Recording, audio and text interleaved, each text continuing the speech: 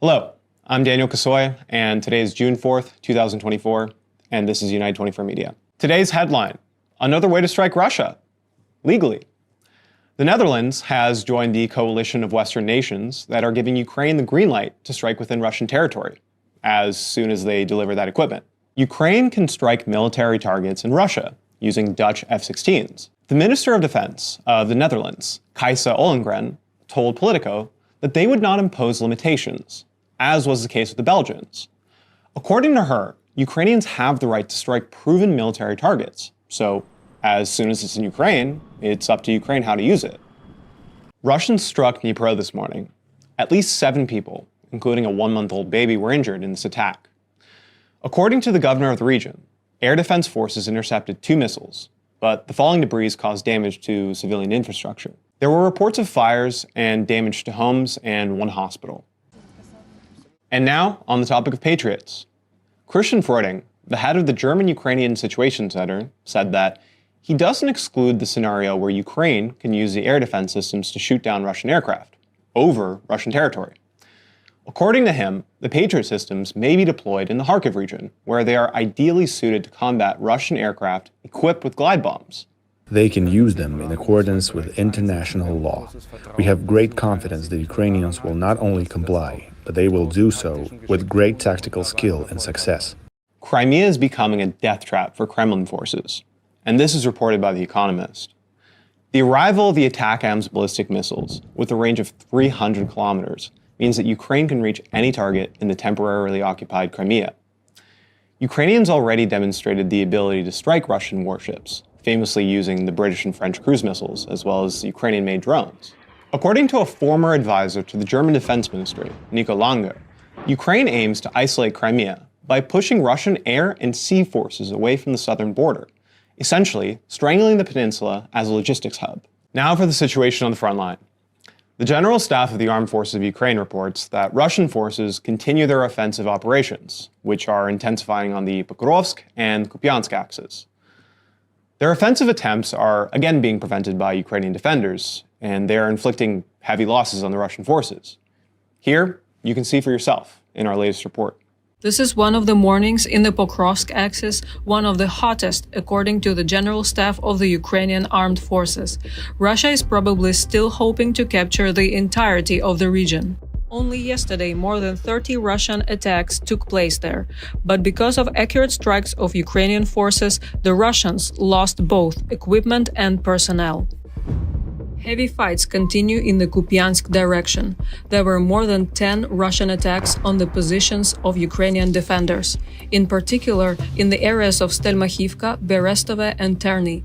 Over the last day alone, enemy losses in this area amounted to almost 61 persons. And the soldiers of the 3rd Assault Brigade showed what one of the Russian positions near Terny looks like. This GoPro footage was published a few days ago. The Ukrainian armed forces stormed one of the Russian positions and recaptured them. Almost 100 Russians are killed or wounded in the Siversk direction. Ukrainians also destroyed their tanks, an artillery system, and other equipment. The situation, however, remains highly tense, says the General Staff of the Ukrainian Armed Forces. Yesterday, up to 15 attacks were repelled by Ukrainian defenders.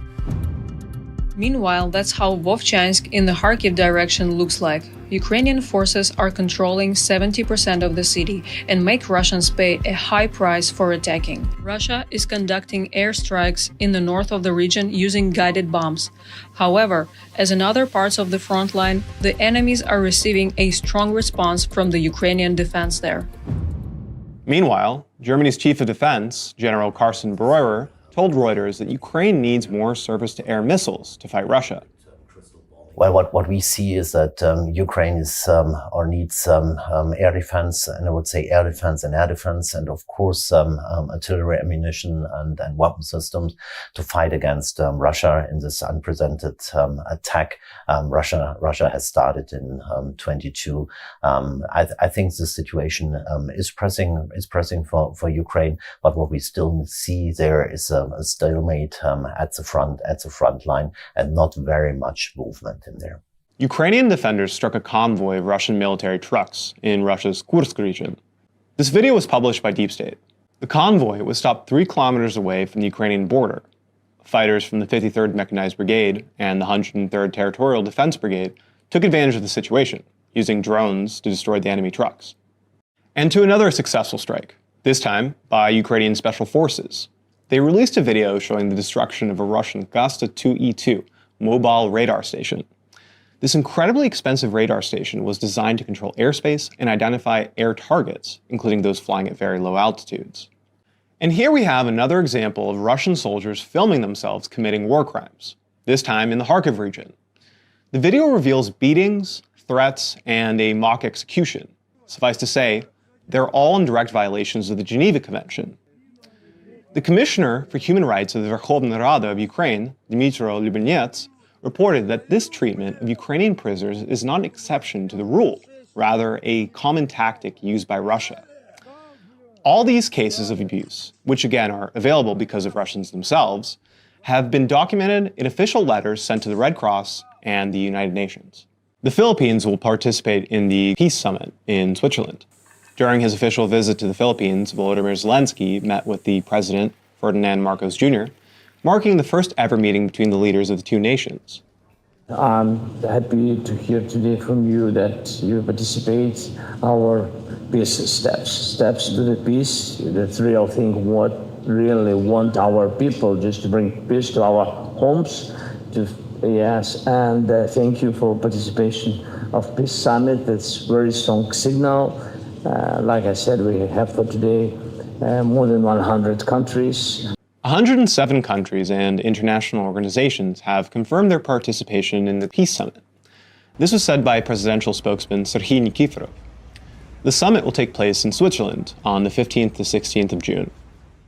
Last weekend, President Zelensky arrived at Asia's premier defense summit, the Shangri-La Dialogue, in Singapore, where he invited the Asia-Pacific leaders to join the first global peace summit. However, this did not include the opportunity to meet with the Chinese delegation. Previously, he called on China's leaders to take part in the event. Answering questions during the press conference, though, Zelensky said that Russia was using China's influence to the region to disrupt the summit. Additionally, he talked about the limited use of U.S. weaponry on targets in Russia. We are thankful to President Biden for allowing us to use HIMARS on the border territories in the Kharkiv region. But are HIMARS enough? No. The airfields from which Russia constantly bombs Ukraine are safe in the knowledge that Ukraine doesn't have the systems to strike back. And to lead us off today, we have a video showing Ukrainians taking down a Russian ZALA reconnaissance drone with a first-person view drone. This video was published by a military expert named Serhiy Beskresnov. We see the Ukrainian FPV catching up with the Russian large-wing drone, after which the communication was lost. Neither the date nor the exact location were disclosed. According to the author of the video, the main challenges are detecting targets, staying within range, and maintaining a clear image. Those are our stories for today. Thank you for watching. See you next time.